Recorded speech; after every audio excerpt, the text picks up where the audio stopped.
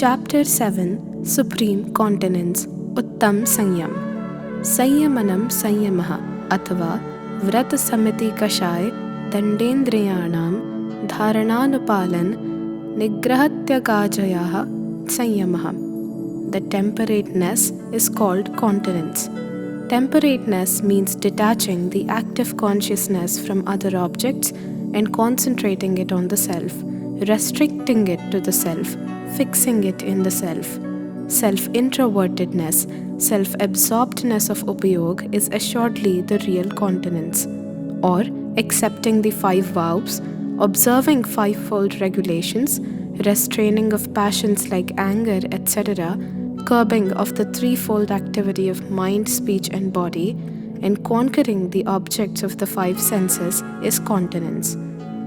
The word supreme prefixed to continence indicates the compulsory existence of right belief. As without seed, the birth, during and growth of the tree and its fruiting is not possible, similarly without right belief, the birth, duration and growth of continence and its fruiting is not possible. In this context, the great learned Acharya Veer Sain Swami writes, Jo sanjamo, jo samma vinabhavi, na anno. Continence is that only which is contemporaneous and coexistence with right belief, and none other. This thing has been described in Dhavala in the form of question-answer as follows. Question. Many wrong believers are found to be temperate? Answer. No, because without right belief, the origination of temperateness cannot be there. Continence is the direct cause to liberation. The only means of deliverance from sufferings is continence along with right belief, that is supreme continence.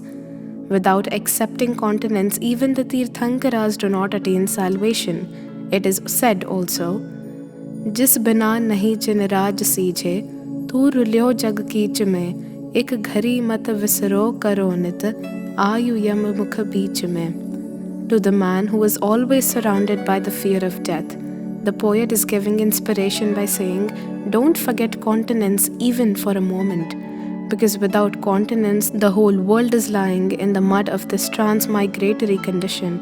Continence is the only means by which the voyager swims across the ocean of the world.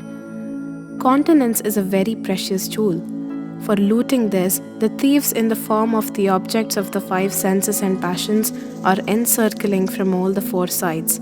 Hence, the poet, making us cautious, says, Sanyam ratan sambhal, vishay chor bahu pirat hai. Further, he says, Uttam sanyam gahu mana mere, bhav bhav ke bhaje ab tere, surag narak pashu gati mein nahi, alas haran karan sukh thahi. Here, cautioning his own mind, the poet says, O mind, thou ought to observe continence. Due to this, thine sins, bonded in the past many births, will run away, will fall off. Adoration of continence is not at all possible in heaven and hell. Complete continence cannot be achieved even in the animal life.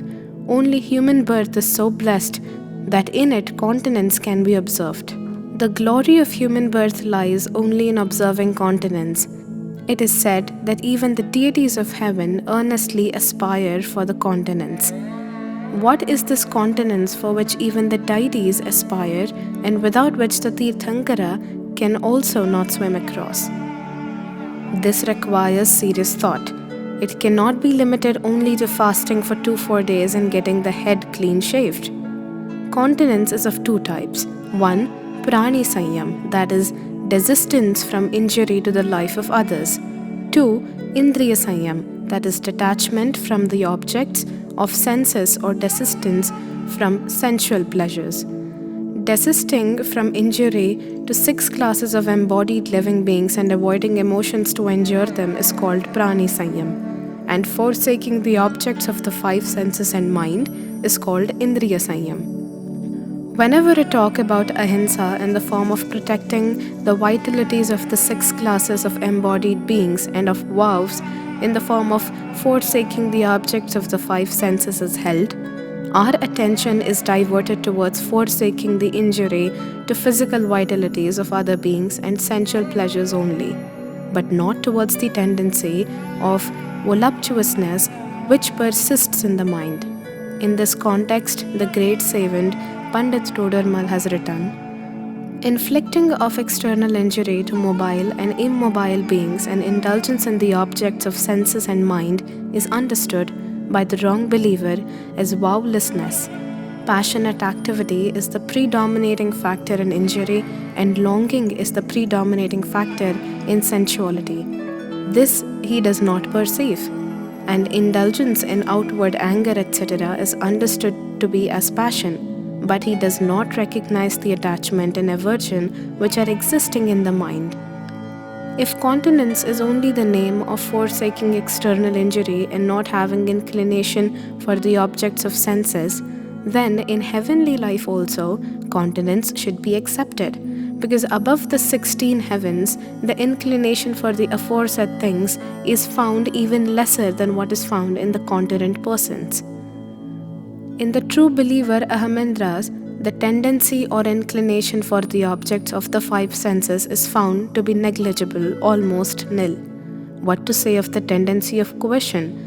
The object of touch sense, even the thought of cohesion does not arise in their mind for 33 sagar. The great ascetic Umaswami, the most celebrated Jain Acharya, has clearly written, Pare apravicharaha. In the uppermost heavens, above the 16 heavens, even the feeling of cohesion does not arise. In the matter of taste sense also, no desire for eating, drinking, etc. arises up to 33,000 years. Even after 33,000 years, when the urge for taking anything arises, the amrit flows in immediately from the throat itself. The tongue even then does not get wet. Similarly, almost the absence of the objects of nose, eyes, ear senses is also found in them. Even the thought of visiting Janendra's Panchakalyanak and listening to Janendra's revelation, Divyadvani, does not occur to them. The circumstances for injury to 6 classes of embodied living beings are also not found there. The degree of passional feelings also remains always mildest because they possess Shukla Lesha. Also, the tendency of committing 5 sins is not found there. All these things can be seen in Janvani at all places. More or less, somewhat similar situation is also found about the wrong believer Ahamendras of Navagrahavayak. There is no occasion for Ahamendras to inflict injury externally to the 6 classes of the embodied souls, to indulge in the objects of the 5 senses, to commit 5 sins, and there is very little possibility of indulging in passions. In spite of this, the scripturalists write that they do not possess continence, rather they are incontinent. On the other hand, a layman in the householder stage observing small vows is said to be the possessor of continence, though only partially, although in comparison to Ahamendra, the tendency of indulgence in the objects of 5 senses, passions and sins is to be found more in him. Though an anuvrati is a forsaker of trashinsa, he is unable to desist from that trashinsa which is committed unavoidably, 1. in the performance of various duties and rituals, 2. in the exercise of permissible professions, and 3. in meeting the aggression in defense of his kinsmen and property. Of course, he unavoidably indulges in the needful sthavar hinsa. If we think from the point of view of the objects of the 5 senses, then in the matter of touch sense, although he is wholly the forsaker of adultery, still cohabitation with one's spouse is assuredly found in him. Whereas no thought of cohabitation even arises in the mind of Ahamendras. Similarly, if we think in the context of the sense of taste, then also he does not take the esculent food and drinks, though of course he does not take the non-esculent food and drinks and has no voracity of appetite. He of course takes faultless food, but takes it with taste. The Ahamendras don't feel even the desire of taking food for thousands of years. What to say then of their taking the taste? Also in the matter of nose, eyes and ears, the same condition exists. Even then an anuvriti is called the possessor of continence. If only the name of forsaking the external tendency of indulgence in the objects of senses would have been called continence, then it would be certainly found in the devas, and its possibility in the human beings and animals would have been far less. But according to the scriptures, continence is not found in devas and it is found in human beings and subhuman beings. This proves that continence is not the name of external observances only, but is the name of that internal disposition which can be found in human beings and not in Dev, irrespective of the fact that their external disposition is much better. In fact, continence preceded by right belief is the name of that self-evolved, extremely holy, passionless modification which is achieved by great ascetics dwelling in the 6th and 7th stage of spiritual progress, or in the saints of still higher stages in the absence of passions, namely Anantanubandhi, Apratyakhyanavaran and Pratyakhyanavaran, and such continence is also found in the human beings and subhuman beings belonging to the 5th stage of spiritual progress in the absence of passion, Anantanubandhi and Apratyakhyanavaran, and which is not found in the wrong believer Ahamindras dwelling even high up to Graivayag due to the presence of Anantanubandhi, etc. passions, and in the true believer Ahamindras of Sarvarth Siddhi heavens due to the presence of Apratyakhyanavaran, etc. passions. When supreme continence preceded by right belief takes birth in the inner self in the form of the manifestation of passionless modification by taking shelter of the soul, and in the absence of Anantanubandhi, etc., 3 or 2 passions, the external tendency of such a jeev is assuredly found to be in the form of complete or partial abstinence from the objects of the 5 senses and sins like injury, etc., and it is called the religion of supreme continence from empirical point of view. In the absence of the aforesaid passionless modification in the inner self, whatsoever abstinence is seen externally is not termed, even empirically, as the religion of supreme continence. The contemporaneousness of the external dispositions is assuredly found in consistency with the internal dispositions, but there is no rule for the contemporaneity of internal dispositions to be in consistency with the external dispositions. The conclusion is that in whomsoever the internal, that is the real religion of supreme continence, gets manifested, his external observances will assuredly be in harmony with it. But even if the external observances are found correct, even then there is no guarantee that his internal dispositions would also be pure. In connection with the religion of supreme continence, protecting the vitalities of all the 6 classes of embodied beings and keeping the 5 senses and the mind under control has been discussed as in the following verse: Kaya chaho pratipal, panchendriya man vash karo. But the common people are not able to grasp the true sense of this also. In the context of protecting all the 6 classes of embodied beings, their attention is only diverted towards the protection of other embodied beings. I myself am a soul. This they do not remember, but acquiring the feeling of protecting other jeev, embodied souls, all jeev have done punya bandha, that is bondage of auspicious karmic matter, infinite times.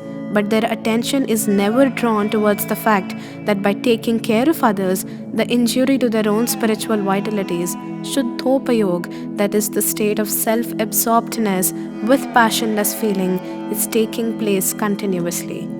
This jeev is destroying one's own spiritual vitality by possessing false belief and passions, but he is unaware of this great self-injury. In the definition of hinsa, the word pramatta yogat is there.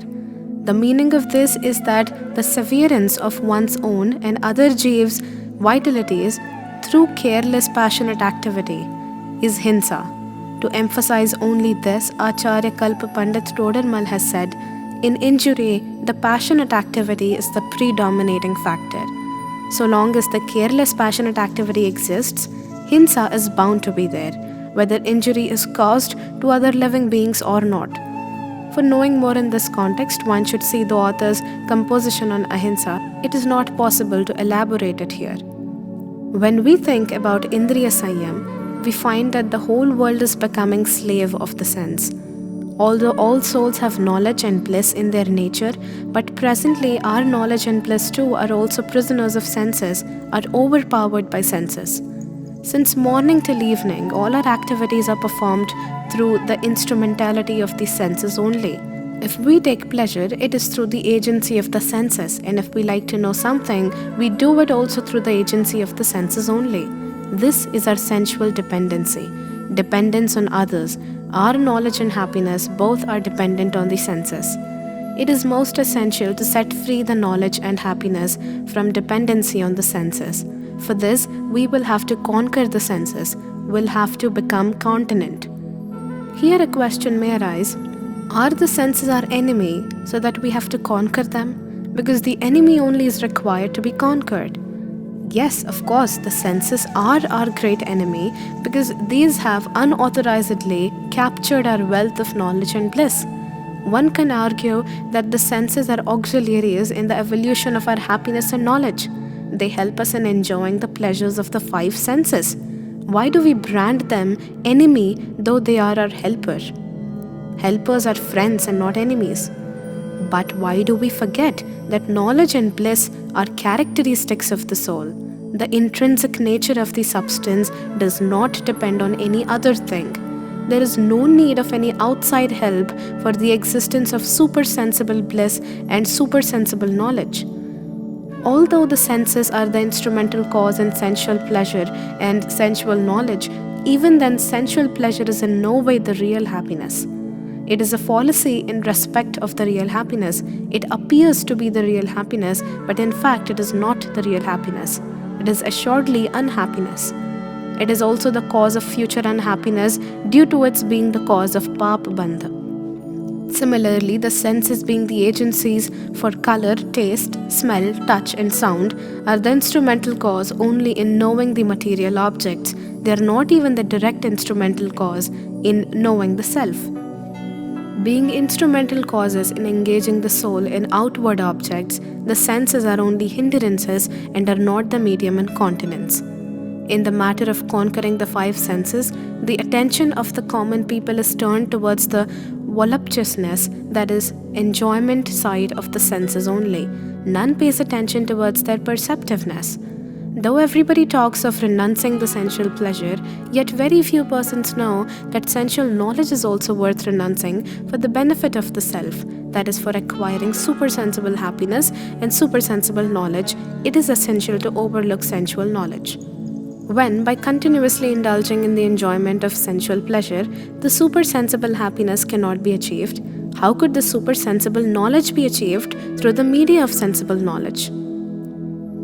As the sensual pleasure is worth renouncing for the realization of the self, similarly, for achieving supersensible knowledge, one will have to withdraw oneself from the sensual knowledge. In Pravachan-sar, Acharya Kundakunda has written, Athi amuttamuttam, adindiyam indiyam cha athesu, nanam cha tahasokam, jam tesu param cha tamneyam. Just as knowledge of various entities is supersensitive with reference to non-material and sensitive with regard to material things, so is happiness. Amongst them, that which is the best of those two, that is supersensitive knowledge and bliss, should be realized. In the introduction of the same Pravachan-sar, Gatha 55, Acharya Amrit Chandra has written, Ayendriya Sokhya Sadhani Bhutamindriya Jnanam Heyam Pranindati. Now, sensitive knowledge, the means of sensitive pleasure, is censurable. This way, it is criticized. Nowadays, the talk of desisting from sensitive knowledge is a faraway thing, as we are busy only in gathering the objects of the senses in place of being worried about giving them up. In the name of stomach, we are filling the box. Those quadruped animals whose voracity is limited only up to filling the cavity of the stomach are far better than us. On getting the stomach filled up, maybe for an hour or 2 hours, they get free from eating and drinking, but the so-called intelligent, two-footed civilized being does no pause even for a moment. Although, in comparison to other animals, our stomach is smaller, but it never gets filled up. Even if the stomach gets filled up, the mental exercise goes on, that is, the mind does not get saturated. We maintain that we have to do everything for the stomach, but all this is a pretext. Even on getting the stomach filled up, the mouth knows no rest. Its activity goes on. So long as the stomach goes on absorbing, We eat such food which can be fed into the stomach, but when the stomach is filled up, we start eating things like betel nut, cardamom, etc., by which the gratification of the object of the tongue is accomplished, but we are cautious that there is no extra load on the stomach. Such people are not difficult to find who will be chewing something or the other round the clock. While sleeping also, they will sleep keeping the betel under the jaw. One cannot make out why people desire to chew the betel leaves even after taking palatable food stomach full. It seems that such people have come from animal life, hence have the habit of eating grass which cannot be given up, or they are preparing to go back to animal life so they don't want to give up this habit. Because if the habit of eating grass, and that too eating it round the clock, is given up, what will happen then in the new life? Or also it may be that they might have come from hellish life where no food was available even for many sagar. Now it is available, hence they are pouncing voraciously on it. Or it may be that they are getting ready to go to hell. They think, let us eat till we survive. We don't know whether it will be available later on or not. Whatever it may be, in the name of filling the stomach, such people keep busy in enjoying the objects of the five senses. My question is, does the thirsty person need only water or cold, sweet, colored water? The stomach needs only water, whether it is hot or cold. But the demand of the sense touch is for cold water. The demand of the sense of taste is for sweet water. The nose wants scented water and the eyes would like the colored water. When we drink cold, sweet, scented and colored water sitting in an air-conditioned hotel and listening songs on radio, we have to pay 1 rupee for 1 glass. Was this expenditure of 1 rupee the need of the thirsty stomach? The thirst of stomach could have been quenched simply by drinking 1 glass of simple water. The 1 rupee spent has gone in quenching the thirst of the senses, not quenching the thirst of the stomach. The voluptuous persons neither think of the day nor of the night, neither think of the esculents nor of the non-esculents. Whenever, whatever becomes available, they are ready to eat, drink and enjoy. They have only one demand, that the object of the senses must be pleasant to the senses. Whether that object is produced by committing injury or even if it is dirty, they don't bother at all. Even in enjoying such objects, in the eating of which infinite organisms might be killed, they don't observe any restriction. Rather, they take pleasure in making fun of those who don't enjoy them. In support of their incontinence, they put forth various illogical arguments. Amidst a congregation, a person given to such habits asked me, "Is it true that infinite organisms exist in the rooty vegetables, that is potato, onion, etc.?" I replied, "Yes, organisms do exist in roots." Then he asked, "How much age they have got?" "Equal to 1/18th division of 1 breath," was my answer. At this he further questioned, "When their age is so less, they will be dying by the expiry of their own age. They don't die by our eating. Then what is wrong in the eating of these rooty vegetables?" I said, "Friend, just pause and think over. Maybe they die due to the termination of their age, but they do die in your mouth only, and also take birth therein. Why do you make your mouth and stomach a graveyard and a birthplace for infinite organisms simply for a little taste? If someone likes to make your house a birthplace or a graveyard, would you accept it easily?" "No, certainly not," was the reply. "Why do you then make the mouth and the stomach a graveyard?" Then he said, "We don't kill them, rather they die of their own death." Explaining further, I then said, "If in your house the bodies of those alone will be cremated who will die of their natural death, and none will be cremated after killing, and also only those mothers who will be giving birth to legitimate children, not to illegitimate children, shall be kept, would you then have any objection? If you have any objection, why do you want to make your own mouth a graveyard and a birthplace of self-dying and taking birth, Jeev? Gentlemen, without the intensity and excess of attachment, such an indulgence in the vices is not possible. The intensity and excess of attachment itself is a grave injury. Hence, such incontinence which is injurious must be given up." On listening to this discussion, not only that gentleman at once gave up eating non-esculents, but many others also forsake the eating of injurious and voluptuous non-esculents. Although the whole world is found entangled in the enjoyment of senses, nevertheless, quitting of the sensual enjoyments is an atmosphere of renunciation is not so difficult as it to check the wastage of knowledge which is taking place through the media of the senses. Because all people agree that sensual enjoyments are worthless, but they consider the sensual knowledge as worthwhile. Where does then arise the question of quitting that which has been accepted as worthwhile? Here, the question arises as to why the knowledge, which is generated through the instrumentality of senses, is being treated as getting destructed.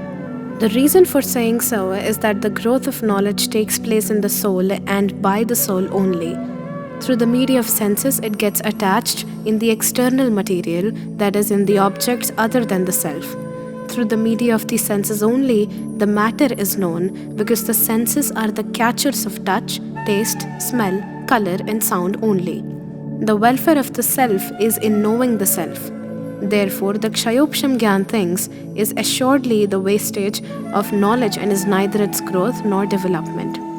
Since beginningless period, the soul is engaged in knowing the other objects, and till today, it could not be happy.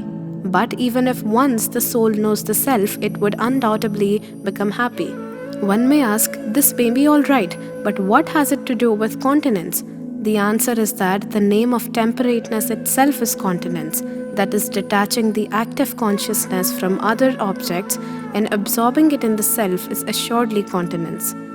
The same is asserted in Dhavla, and this has already been explained in the beginning. The soul is so much busy in search of other objects and has become so much incontinent that the seeker itself is lost. Being avaricious of other perceptibles, it has forgotten the knowable self. In the anxiety of knowing the external objects, it does not find time to look inwardly. It can be compared with a rich man who has on his working table not one but 5 telephones. The talk over one telephone may not yet have finished, meanwhile, the bell of the second telephone starts ringing. The talk on that too has not finished, meanwhile, the third telephone starts ringing. In this manner, the activity of the telephones continue. The telephones are 5 and the main attending them is 1. Similarly, the senses are 5 and the soul knowing through their media is 1. Informations pertaining to touch, taste, smell, color, sound regarding external matter continue coming through the media of the senses. The agency of ears perceive a noise and questions, where is this noise coming from? The soul has not completed thinking about it. Meanwhile, the nose reacts, bad smell is coming. Before attending to the nose, something black-yellow starts appearing through the agency of eyes. Before it starts thinking about it, breeze of cold air or hot air starts informing about its existence. Before it becomes cautious about this, the tongue starts informing that a bitter taste is coming from the beetle kept in the mouth. What can this poor soul do? The external news and informations continue coming in such a great quantity that it does not find time even to look at the utmost important soul element which is existing inside. The self, being entangled in the outer perceptibles through the media of the senses, could never know the self-knowable self till today. The formidable problem is how to believe it, how to get engrossed and absorbed in it. To get engrossed, absorbed in the self is assuredly continence.